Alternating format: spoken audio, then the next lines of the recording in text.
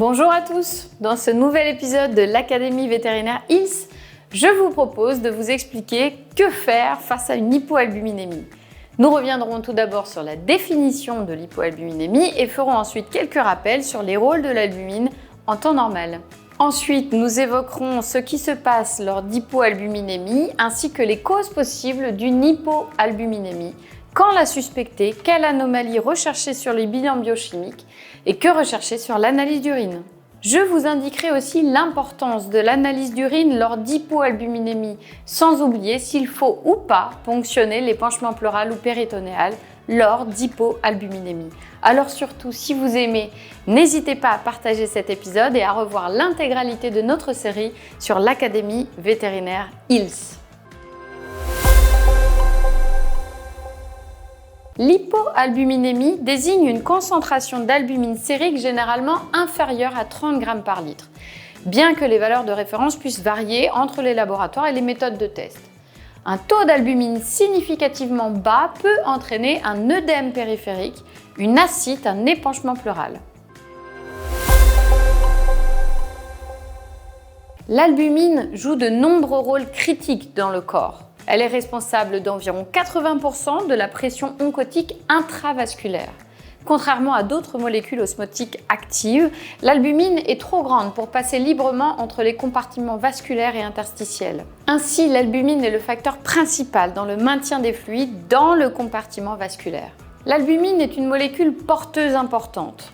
Elle se lie et transporte de nombreuses substances, notamment des métaux, des ions, des acides gras, des acides aminés, de la bilirubine, des sels biliaires, des hormones et divers médicaments. L'albumine aide à la cicatrisation des plaies en transportant diverses substances vers le site de l'inflammation, y compris le zinc, les acides gras et les acides aminés.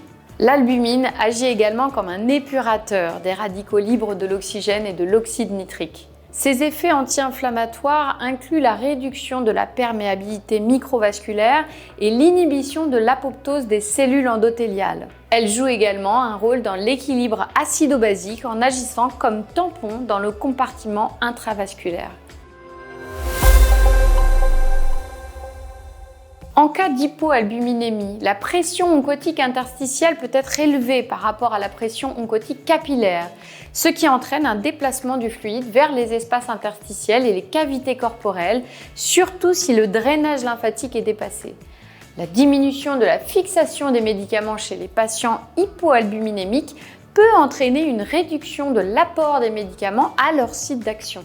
Cela peut également entraîner une augmentation des niveaux de médicaments libres dans la circulation, ce qui peut provoquer une toxicité. Par exemple, les anti-inflammatoires non stéroïdiens peuvent voir leur concentration de médicaments libres doubler chez les patients hypoalbuminémiques.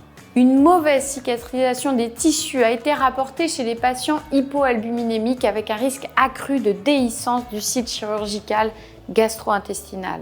Le tractus gastro-intestinal peut également être affecté. Un retard dans la vidange gastrique, l'iléus, un œdème de la paroi gastro-intestinale, une mauvaise résorption des nutriments et une intolérance alimentaire sont possibles. Avec l'œdème gastro-intestinal, la translocation bactérienne pourrait également devenir une préoccupation. Dans certaines études, l'hypoalbuminémie a été associée à des états hypercoagulables par une augmentation de l'agrégation plaquettaire.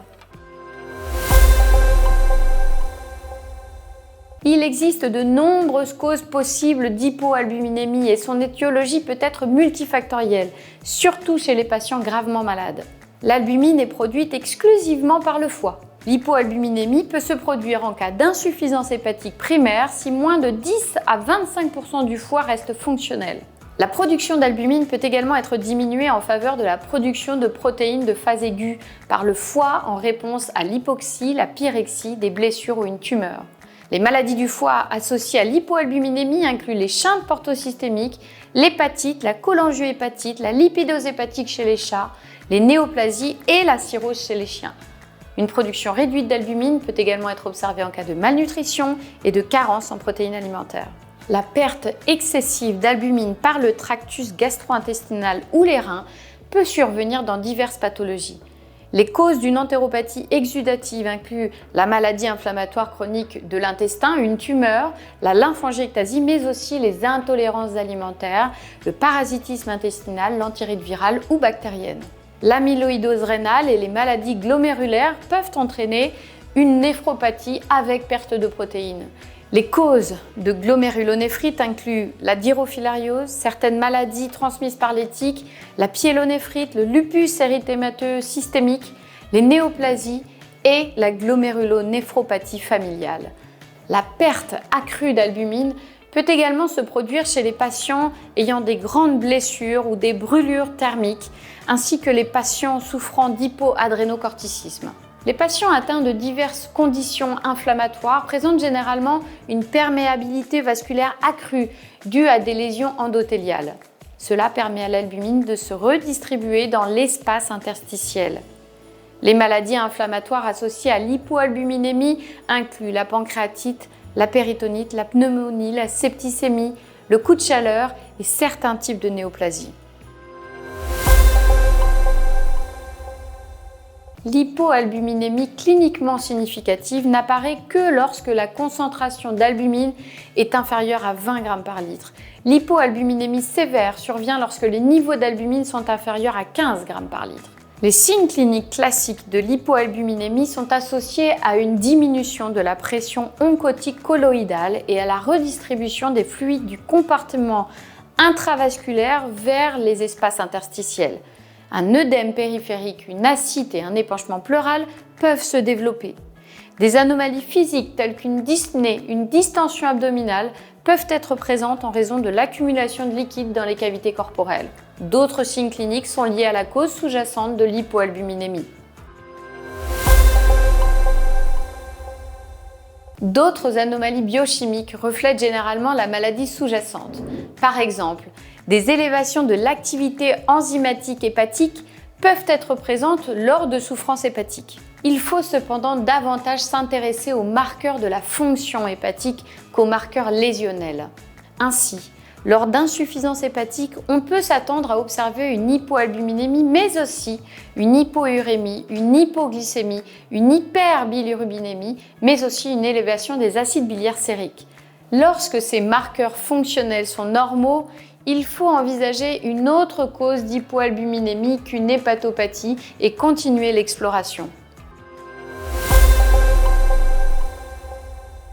Les glomérulopathies sont de grandes causes d'hypoalbuminémie. Elles ne sont associées à une azotémie qu'en phase tardive de la maladie. Avant cela, seule la présence d'une protéinurie permet de la détecter. Aussi, lors d'hypoalbuminémie, il est essentiel de prélever de l'urine pour réaliser une bandelette, un culot, et si le culot ne montre pas de signe d'inflammation, réaliser une mesure du rapport protéine sur créatinine urinaire. Ce rapport est très élevé lors de glomérulopathie. Une faible protéinurie, à l'inverse, pourra difficilement expliquer une hypoalbuminémie. Lors d'hypoalbuminémie, les fluides accumulés dans l'espace péritonéal ou pleural sont généralement des transsudats purs. Les transsudats purs sont translucides, incolores et contiennent peu de cellules à la cytologie.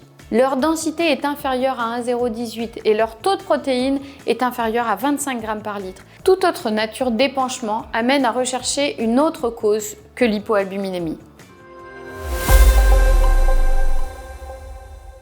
Pour confirmer une origine digestive à l'hypoalbuminémie, il faut exclure l'insuffisance hépatique et la glomérulopathie. Ensuite, on recherchera les maladies inflammatoires associées à l'hypoalbuminémie, telles que la pancréatite, la péritonite, la pneumonie, la septicémie et la néoplasie. Pour ce faire, un dosage de la lipase pancréatique est indiqué, ainsi que des examens d'imagerie, tels que des radiographies thoraciques et une échographie abdominale. Tous les organes abdominaux doivent être évalués. On conclura à une entéropathie exudative lorsqu'aucune autre anomalie biologique ne sera observée. Chez certains patients, une parasitologie digestive et la réalisation de biopsies digestives par endoscopie sont indispensables au diagnostic étiologique de l'entéropathie exudative. J'espère que vous êtes désormais incollable sur l'hypoalbuminémie. Alors surtout, si vous avez aimé, n'hésitez pas à partager cet épisode et à revoir l'intégralité de notre série sur l'Académie vétérinaire ILS. À bientôt!